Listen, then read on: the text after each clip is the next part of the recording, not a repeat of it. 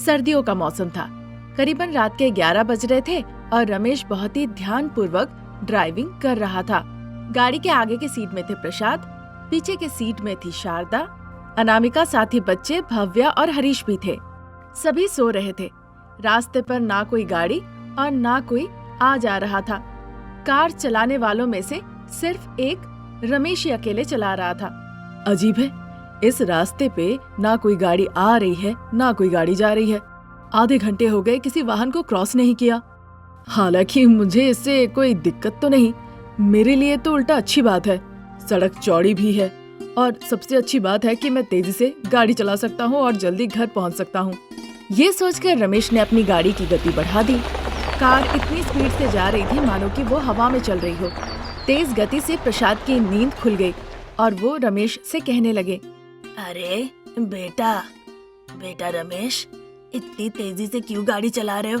जरा संभल के चलाओ। रोड खाली है पिताजी, मैं आधे घंटे से यही देख रहा हूँ। इस सड़क से ना कोई गाड़ी उस तरफ से आ रही है ना इधर से कोई गाड़ी उधर जा रही है। सड़क इतनी खाली दिखी तो मैंने सोचा चलो थोड़ी तेज चला लेता हूँ। फिर भी बेटा, हमें सावधान रहना चाहिए।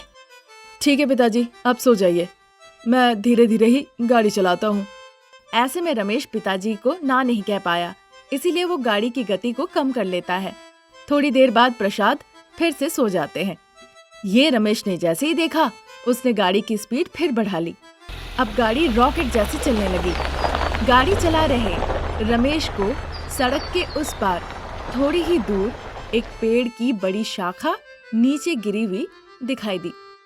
ये देखकर उसने अपनी गाड़ी की स्पीड को कम की और उस टहनी के पास आकर अपनी गाड़ी रोकी। गाड़ी से उतर के वो नीचे आया। पेड़ की टहनी के पास आकर देखकर उसे लगा कि कुछ गड़बड़ है। इस शाखा को देखकर ऐसा लग रहा है कि किसी ने जानबूझकर इसे यहाँ पे रखा है, पर इतनी रात को किसने ऐसा किया होगा? सोचते हुए रमेश इधर उधर देखने लगता है। चारों तरफ सन्नाटा था। अब रमेश को डर लगने लगता है।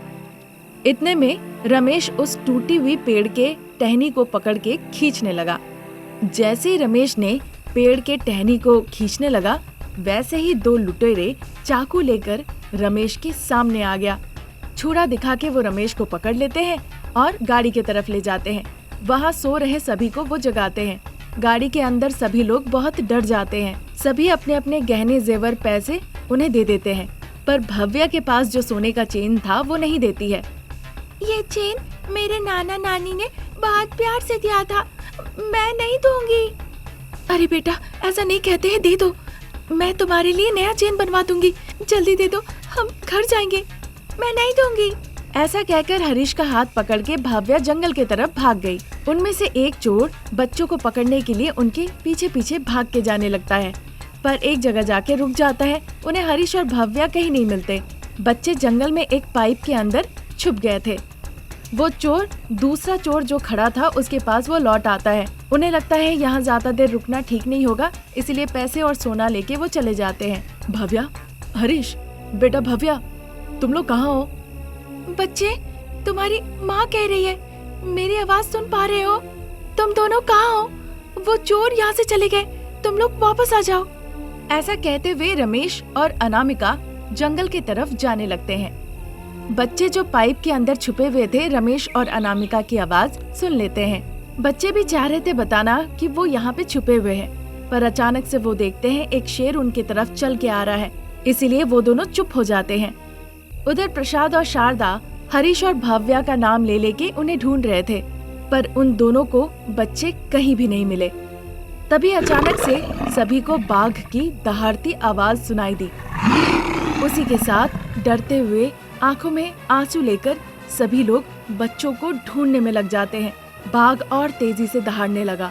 दहाड़ने की आवाज सुन के शारदा प्रसाद से कहती है, अजी, शेर दहाड़ रहा है, बच्चों को कुछ होगा तो नहीं? ऐसा मत कहो शारदा, दहाड़ने की आवाज काफी दूर से आ रही है।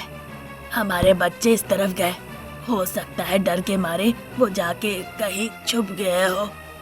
भव्या, हरीश, कहाँ हो बच्चे? इस तरह वो चिल्लाने लगते हैं। उधर रमेश और अनामिका बड़े ही दुखी होकर बच्चों को ढूंढ रहे थे। इधर शेर दहाड़े जा रहा था। अनामिका रोते हुए कहने लगती है, समझ नहीं आ रहा है कि वो कहाँ चले गए, पर शेर की दहाड़ने की आवाज आ रही है। अब हमारे गुम हो गए बच्चों को कौन बचाएगा? कुछ कीजिए, मेरे बच्चों को वापस ले आइए। ऐसा कह के वो रो रही थी। बच्चे जंगल से देखते हैं कि सामने से शेर चला गया है। भाई, लग रहा है कि माँ रो रही है। हाँ दीदी, हम गुम हो गए ना। हमारी माँ की रोने की आवाज सुनाई दे रही है, पर लगता है वो हमें देख नहीं पा रहे हैं। हम उन्हें कहीं पे दिख नहीं रहे होंगे। अब हम क्या करें? हमें उन्हें बताना होगा कि हम यहाँ पे अच्छे से सुरक्षित हैं। हाँ, हम कह सकते हैं। फिर भव्या चिल्लाकर कहने लगती है, माँ, पिताजी, तुम लोग मत रो। मैं और भाई यहाँ सुरक्षित हैं। हमें पता नहीं तुम लोग कहाँ पे हो, लेकिन यहाँ पे एक बड़ा सा पाइप दिख रहा है, हम उसी में हैं। अभी अभी एक बड़ा सा बाघ दहाड़ते हुए सामने से गुजरा है। ठीक है बच्चे, पाइप में ही रहना, सावधान रहना। मैं उस पाइप को ढूंढता हूँ, रमेश कहता है। फिर वो अनामिका को लेके गाड़ी के तरफ जाता है। सभी लोग गाड़ी के अंदर बैठ के शीशा चढ़ा लेते हैं, लेकिन रमेश डरते डरते जिस तरफ से आवाज आ रही थी उसी तरफ आगे बढ़ के जाता है। थोड़ी दूर जाने के बाद रमेश को एक सीमेंट का पाइप दिखता है। वहीं पे उसे भव्या और हरीश दिख जाते हैं। तुरंत वो अनामिका को फोन लगा के पूरी बात बताता है। अनामिका, तुम लोग कार से बाहर मत निकलना। जब तक सुबह ना हो वहीं रहो। सूरज निकलते ही मैं बच्चों को लेकर बाहर आऊंगा। वो बड़ा सा शेर हमसे थोड़ी ही दूर में घूम रहा है। ठीक है, ठीक है। आप और बच्चे ख्याल रखिएगा, हम गाड़ी में ही हैं। ऐसा कह के अनामिका, शारदा और प्रसाद तीनों गाड़ी में ही बैठे रहते हैं। पाइप के अंदर रमेश बच्चों को सावधानी से पकड़े रहता है। जैसे ही सूरज निकलता है, रमेश बच्चों को लेकर गाड़ी के पास आ जाता है। फिर वो सब गाड़ी में बैठ के अपने घर वापस लौट जाते हैं। ये स्टोरी अगर पसंद आई तो हमारे चैनल को सब्सक्राइब करें। Thank you for watching. पश्चिम दिशा के उस गांव में एक छोटे से मिट्टी के घर में अनामिका और उसके परिवार रहते थे। वो शिव जी के बहुत बड़े भक्त थे। हर दिन सुबह सुबह सर से स्नान करके शिवलिंग को अच्छे से फूलों से सजा के शंकर जी का आराधना करते हुए वो आशीर्वाद लिया करती थी। शिवलिंग के सामने बैठ के शिव का नाम जाप करते हुए वो ध्यान भी लगाती थी। फिर जब उसका मन शांत होता है तो वो कहती है, हे महादेव, ये आपकी लीला है।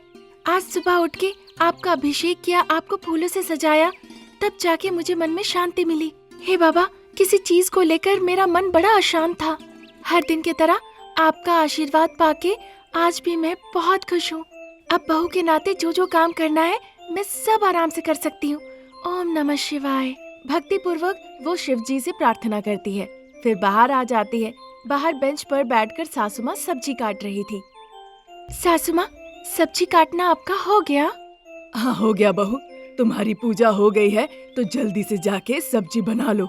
सुबह सुबह बाप बेटा खेत गए हैं, भूख लग गई होगी। खाना बन जाए तो डब्बे में डाल के खेत में दे आ सकेंगे। ठीक है माँ जी, आप जाके तैयार हो जाइए। तैयार होने में कितना ही वक्त लगेगा? ये कह के शारदा घर के अंदर चली जाती है। कटे हुए सब्जियों को लेकर अनामिका किचन की तरफ चली जाती है।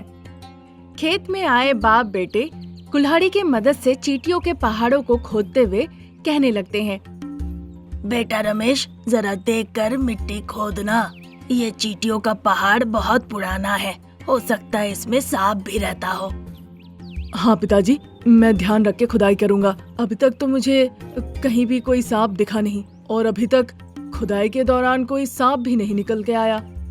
फिर वो चींटियों के पहाड़ खुदाई करने में लग जाता है। साथ ही प्रसाद भी खुदाई में लग जाते हैं।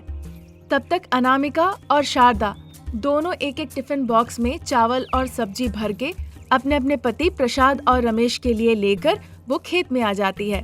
बाप बेटे को चींटियों के पहाड़ खोदते देखकर वो उन्हें रोकती है और बड़े मनभावन तरीके से कहती है, आज बाप बेटे को अचानक से क्या हो गया?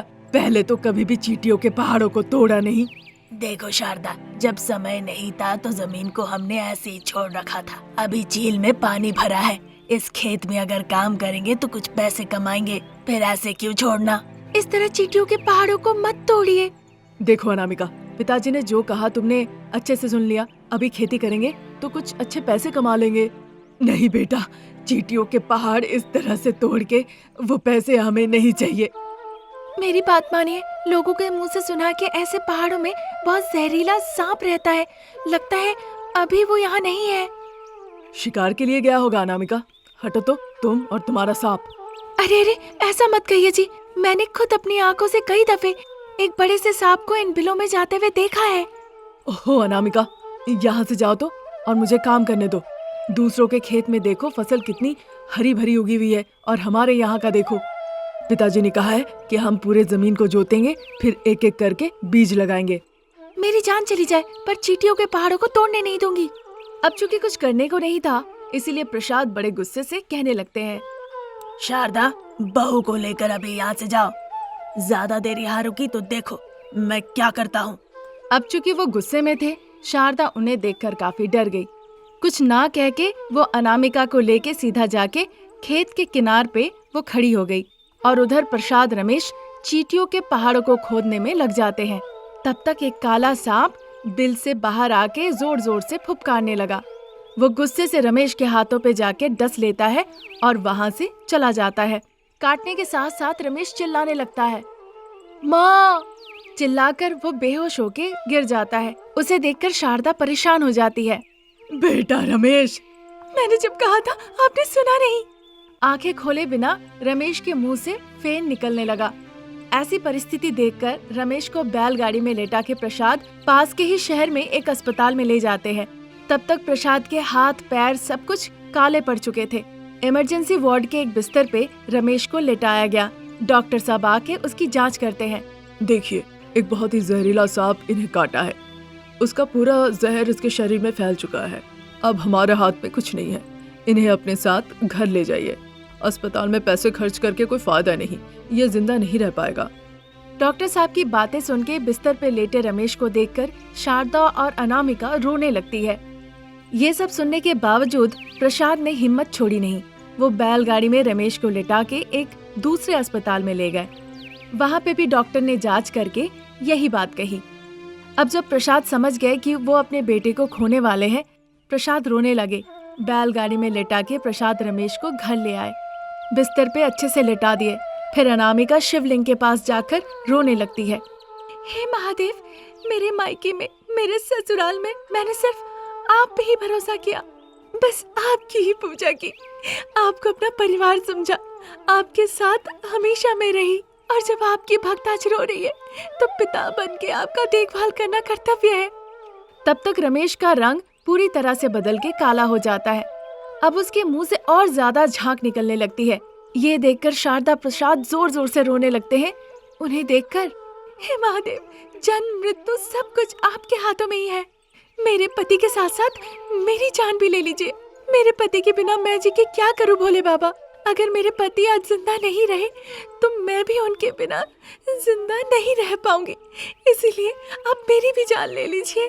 ऐसा कहकर अनामिका शिवलिंग पे अपना सर पटकने लगती है। ये देखकर शारदा प्रसाद दोनों ही रोने लगते हैं और हाथ जोड़ के शिव की आराधना करने लगते हैं। अनामिका सर पटकते पटकते शिवलिंग के ऊपर ही बेहोश होके गिर जाती है। तभी शिवलिंग के अंदर से एक प्रकाश बाहर आने लगती है। अनामिका, मेरी भक्त अनामिका, उठो उठो ना अनामिका। तुम पति के साथ सदा सुहागिन रहोगी। तुम्हें संतान सुख प्राप्त होगा। ये सुनते ही अनामिका आंखें खोल के देखती है कि शिवलिंग से एक ज्योति निकल रही है। हाथ जोड़ के वो प्रणाम करती है। अनामिका, जो दूध से तुम हर दिन अभिषेक करती हो, उस दूध को अपने पति को रोज पिलाया करो, जल्दी फल मिलेगा। ऐसा कह के वो प्रकाश अदृश्य हो जाता है। फिर बिना देर किए हुए सर से नहा के दूध से अनामिका महादेव का अभिषेक करती है। फिर वो दूध ले जाके वो रमेश को पिलाती है। इसी तरह दिन निकल रहे थे। बहुत जल्द रमेश सामान्य हो उठा। फिर जो चींटियों का पहाड़ उन्होंने तोड़ा था, उसी तरह फिर से पहाड़ बना दिया और खुशी खुशी जिंदगी गुजारने लगे।